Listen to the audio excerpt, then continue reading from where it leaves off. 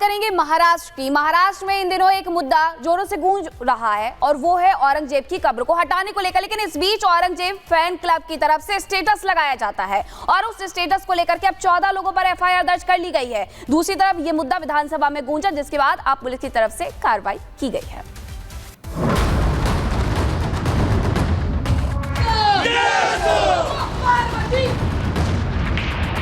महाराज के जन्मोत्सव के शुभ महाराष्ट्र में क्रूर मुगल शासक औरंगजेब के खिलाफ नाराजगी बढ़ती जा रही है। सियासी गलियारों में तो औरंगजेब की निशानियों को खत्म करने की मांग और तेज हो गई है, लेकिन इस बीच औरंगजेब फैन क्लब की तादाद भी उतनी ही तेजी से बढ़ रही है।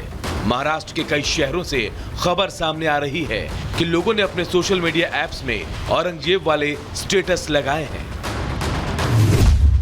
ऐसे स्टेटस लगाने वालों पर पुलिस ने शनिवार को कार्रवाई भी की।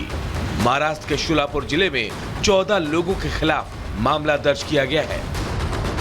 इससे पहले बीजेपी के विधायक सचिन कल्याण शेट्टी ने महाराष्ट्र विधानसभा में यह मुद्दा उठाया था और मांग रखी थी कि इसके खिलाफ कार्रवाई हो। अक्कलकोट विधानसभेतील काही गावांमध्ये शहरांमध्ये औरंगजेबचं स्टेटस ठेवण्यात येत आहे आणि औरंगजेबचं स्टेटस ठेवून माझी आपणामार्फत सरकारला विनंती आहे, अशा लोकांना शोधून काढा, पोलिसांना निर्देश द्या की अशा लोकांच्या मुसक्यावळा त्यांच्यावर दहशतवादाचा गुन्हा दाखल करता येतो का बघा, अशा लोकांच्या नांग्या ठेचून काढा, अशा लोकांची परत हिम्मत होऊ नये।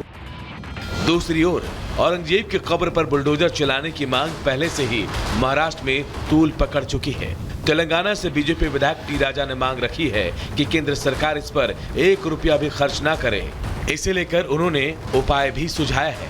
बहरहाल अब देखना दिलचस्प होगा कि औरंगजेब के स्टेटस और औरंगजेब की कब्र पर बुलडोजर चलाने की मांग के बाद अब इस पर क्या एक्शन लिया जाता है। Bureau report, Republic Bharat. एक तरफ औरंगजेब के फैन क्लब पर कार्रवाई हो रही है, एफआईआर दर्ज हो चुकी है, वहीं दूसरी तरफ हिंदू संगठन भी लगातार मांग कर रहे हैं, विरोध प्रदर्शन वो करने वाले हैं। इसी के साथ साथ आपको बता दें कि बजरंग दल और विश्व हिंदू परिषद की तरफ से एक मांग रखी गई है। क्या मांग रखी गई है, देखिए इस रिपोर्ट में।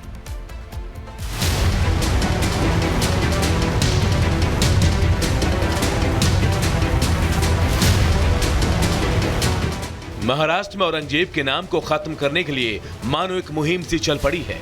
सियासी गलियारों से लेकर हिंदू संगठन भी अब इसका विरोध और तेज करने वाले हैं।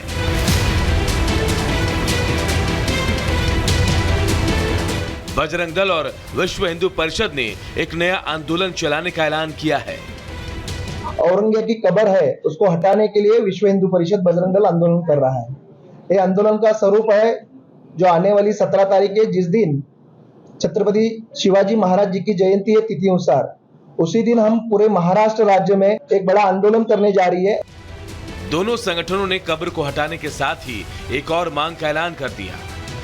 हम माननीय मुख्यमंत्री जी को बता रहे और हमारी मांगे करने के लिए उनको प्रेरित कर रहे कि हिंदू समाज जनमानस की ये आशा है, ये अपेक्षा है सरकार के, ये कुकर्मी हिंदू देशी जो औरंगजेब है इसकी ये कब्र वहां से हटाएं और महाराष्ट्र में नहीं तो हिंदुस्तान में कहीं भी इसकी कब्र ना हो। हाल ही में अबू आजमी की तरफ से मुगल शासक औरंगजेब की तारीफ की गई थी। अबू आजमी ने औरंगजेब को क्रूर शासक मानने से इनकार कर दिया था। उसके बाद से इस मुद्दे को लेकर पूरे महाराष्ट्र में सियासी पारा एकदम हाई है।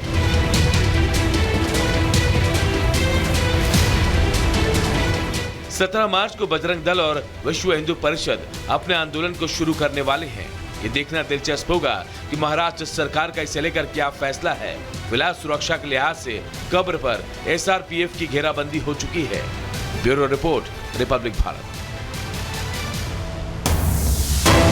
महाराष्ट्र से जुड़ी हुई एक और खबर आपको बताते हैं, जहां महाराष्ट्र कोल्हापुर में कल हिंदू संगठन मार्च करने वाले हैं, प्रदर्शन करने वाले हैं और इसमें तेलंगाना के बीजेपी विधायक टी राजा भी शामिल होने वाले हैं। आपको बता दें कि मांग की जा रही है शिवाजी विश्वविद्यालय का नाम छत्रपति शिवाजी महाराज विश्वविद्यालय रखने को लेकर के, और इसी को लेकर के ये मांग करते हुए प्रदर्शन कल किया जाएगा।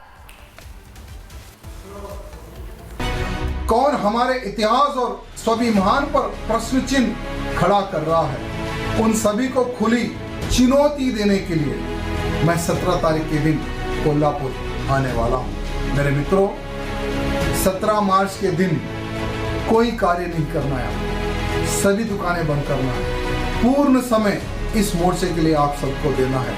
बहुत बड़ा मोर्चा रहेगा और सभा भी रहेगी। बहुत सारे हिंदुवादी संगठन के बड़े पदाधिकारी भी इस कार्यक्रम में सम्मिलित होने आ रहे हैं। एक दिन हम सबके छत्रपति शिवाजी महाराज के सम्मान के लिए हमें देना है। तो आइए, हिंदुत्व की शक्ति, कोल्हापुर के हिंदुत्व की शक्ति को कोल्हापुर के जो विधर्मी है ना, उनको हमें बताना है।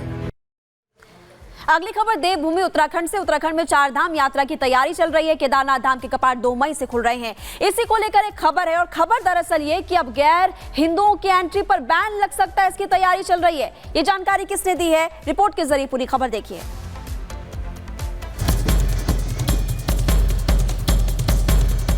चार धाम में भाईजान पर बैन, क्या उत्तराखंड से निकाले जाएंगे मुसलमान? उत्तराखंड में इन दिनों जोरों शोरों से 4 धाम यात्रा 2025 की तैयारियां चल रही हैं। केदारनाथ धाम के कपाट 2 मई को खुल रहे हैं। ऐसे में स्थानीय विधायक भी लगातार यात्रा की तैयारियों का लेखा जोखा ले रही हैं। साथ ही केदारनाथ में गैर हिंदुओं पर बैन लगाने की तैयारी चल रही है। ये हम नहीं, बल्कि इसकी जानकारी खुद स्थानीय विधायक आशा नोटियाल ने दी है। कुछ गैर हिंदू लोग इस तरह की हरकतें कर रहे हैं, वहाँ पर मीट मांस शराब वगैरह ले जाने का जो काम कर रहे हैं, वो धाम को बदनाम करने का काम हो रहा है।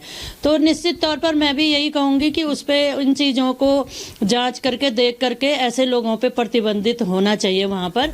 सुना आपने, केदारनाथ विधायक आशा नोटियाल का साफ कहना है कि केदारनाथ धाम को बदनाम करने वाले गैर हिंदुओं के केदारनाथ धाम में प्रवेश पर रोक लगाने की आवश्यकता है।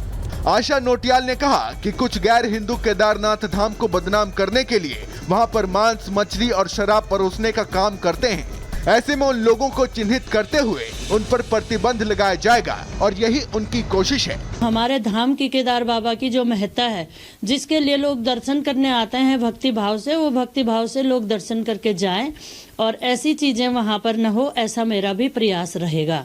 आपको बता दें कि मुख्यमंत्री पुष्कर सिंह धामी ने 4 धाम यात्रा की सभी आवश्यक व्यवस्थाएं यात्रा आरंभ होने से पूर्व पूर्ण करने के लिए अधिकारियों को कड़े निर्देश दे दिए हैं।